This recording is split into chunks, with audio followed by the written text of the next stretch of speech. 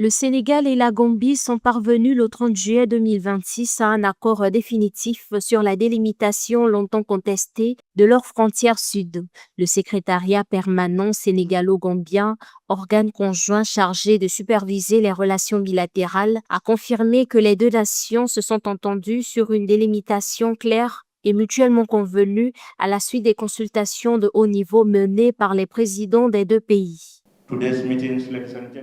Mesdames et messieurs, la conférence d'aujourd'hui représente un moment charnière alors que notre partenaire frontalier fait face à des défis majeurs et réclame une attention prompte et concertée. Pour répondre à ces enjeux, notre objectif doit être d'accélérer la réaffirmation, la démarcation et la densification de nos frontières communes, tout en optimisant leur gestion et en renforçant la coopération transfrontalière au profit de nos communautés riveraines.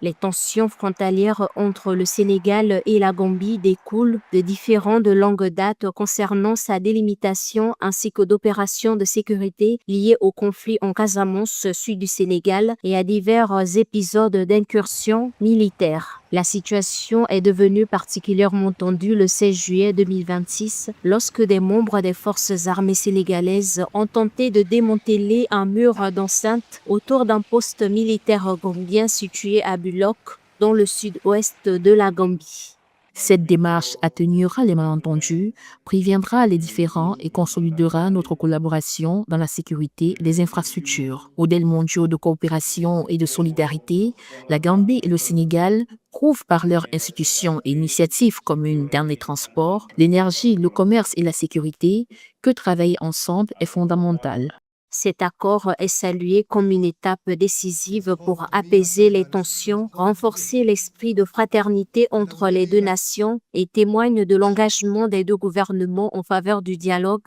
et d'un règlement pacifique du conflit visant à consolider la stabilité et la coopération régionale.